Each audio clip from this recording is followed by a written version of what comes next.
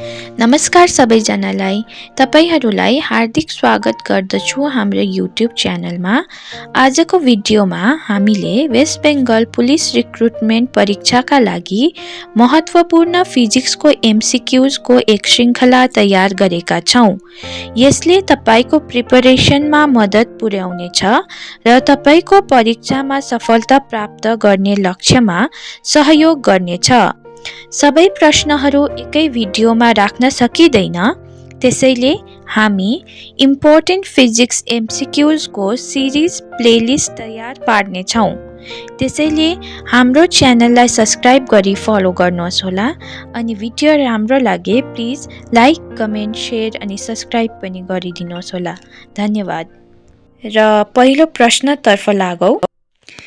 In a uniform circular motion, गोलाकार गतिमा। यसको उत्तर हो option number D, speed is constant. Question number 2, a free fall in true sense occurs only। साँचो अर्थमा स्वतन्त्र पतन ड्याशमा मात्र हुन्छ। यसको उत्तर हो option number D, in the vacuum. Question number 3, when a ball drops on the floor, it bounces. This is according to। जब बल भुइँमा खस्छ त्यो उछलिन्छ। यो डैश को अनुसार हो। यसको उत्तर हो option number C, Newton's third law of motion. Newton को गति को तेस्रो नियम। Question number 4, when an object is moving with a uniform velocity, what is its acceleration? जब एक वस्तु एक समान गतिसँग चलिरहेको छ, त्यसको प्रवेग के हुन्छ? यसको उत्तर हो option number D, 0, 0। Question number 5, the first equation of motion gives the relation between। गति को पहिलो समीकरणले डैश बीचको सम्बन्ध दिन्छ। यसको उत्तर हो option number C, velocity, time and acceleration. वेग, समय र प्रवेग। Question number 6, rocket works on the principle of conservation of dash। Rocket dash को सिद्धान्तमा काम गर्छ।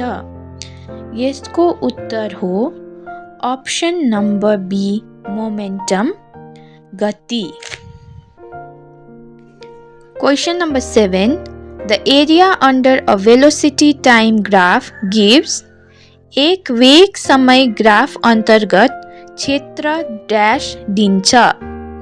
यसको उत्तर हो option number A, displacement. Question number 8, if the velocity of a body is doubled, its momentum dash। यदि शरीरको गति दोब्बर हुन्छ भने यसको गति डैश हुन्छ। यसको आन्सर हो ऑप्शन नंबर बी, डबल्स, दोब्बर। Question number 9, what should be the angle for throw of any projectile to achieve maximum vertical range? अधिकतम ठाडो दायरा प्राप्त गर्न कुनै पनि प्रक्षेपणको फेकको कोण के हुनुपर्छ? यसको उत्तर हो option number D, 90 degree. Question number 10, which of the following is correct with regard to friction? घर्षण को सन्दर्भमा तलका मध्ये कुन सही हो? यसको उत्तर हो option number D, static friction is greater than sliding friction is greater than rolling friction। स्थिर घर्षण is greater than sliding घर्षण is greater than rolling घर्षण। Question number 11, the commercial unit of electrical energy is। बिजुलीको ऊर्जाको व्यावसायिक एकाइ के हो? यसको उत्तर हो option number D kilowatt hour अथवा किलोवाट घण्टा। Question number 12. The heating element in an electric heater is made of which metal? बिजुलीको हिटरमा ताप्ने तत्व कुन धातुबाट बनेको हुन्छ? यसको उत्तर हो option number D nichrome. Question number 13. The non-metal that conducts heat and current कुन गैर धातुले ताप र विद्युत प्रवाह गर्छ? यसको उत्तर हो option number A graphite. Question number 14. Question number 14. The rate of flow of electric charge through a conductor is known as conductor मार्फत विद्युतीय चार्ज प्रवाहको दरलाई के भनिन्छ? यसको उत्तर हो option number B electrical current. Question number 15. Who invented electric generator?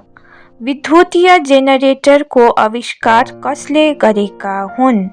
यसको उत्तर हो option number be Michael Faraday.